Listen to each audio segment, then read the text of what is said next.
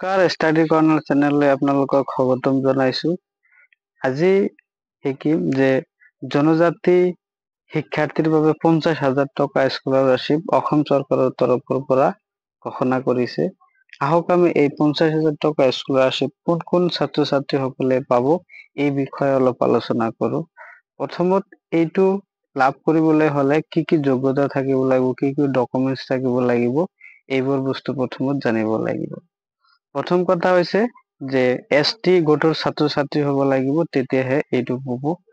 তাৰপিছত আৰু HS টেকনিচিয়াল শিক্ষাৰ্থী হ'ব লাগিব। ইয়াত আৰ্টছ, কমাৰ্চ, চায়েন্স এইবোৰৰ শিক্ষাৰ্থী হলে এই আঁচনিৰ সুবিধা নাপায়।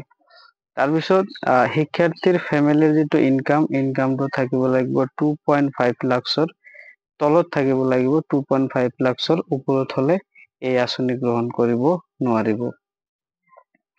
তাৰপিছত এইটোৰ সুবিধা কি কি পাব? এইটোৰ সুবিধাটো হৈছে যে ইয়াৰলি আপোনালোকৰ কি হ'ব, 50,000 টকা স্কলাৰশ্বিপ দিয়া হ'ব। আৰু এই 50,000 টকা স্কলাৰশ্বিপ কি কি ক্ষেত্ৰত দিয়া হ'ব? আপোনাৰ শিক্ষাৰ ক্ষেত্ৰত দিয়া হ'ব। তাৰপিছত যদি আপোনাৰ বুকস কিনিব লাগে, বুকসৰ ক্ষেত্ৰত দিব হ'ব। আৰু যদি আপুনি হোষ্টেলত থাকে, হোষ্টেলৰ ভাড়াটো দিয়া হ'ব। আৰু এই পইচাটো দিয়া হ'ব আপোনাক ডাইৰেক্ট বেংক একাউণ্টত ট্ৰান্সফাৰ কৰি দিয়া হ'ব, আপোনাৰ ডাইৰেক্ট অসম চৰকাৰৰ ফালৰ পৰা। তাৰপিছত এইটো আবেদন কেনেকৈ কৰিব? আবেদন কৰিবলৈ হলে আপোনাৰ আবেদনটো অফলাইন নহয়, অনলাইনে হ'ব।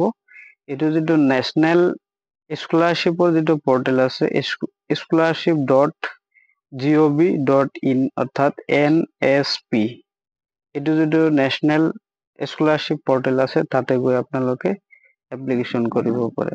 আৰু এই এপ্লিকেশ্যনৰ যিটো লাষ্ট সময়সীমা দিয়া হৈছে এইটো মাহৰ শেষত, অৰ্থাৎ জুলাই মাহৰ গোটেই মাহটো চলি থাকিব।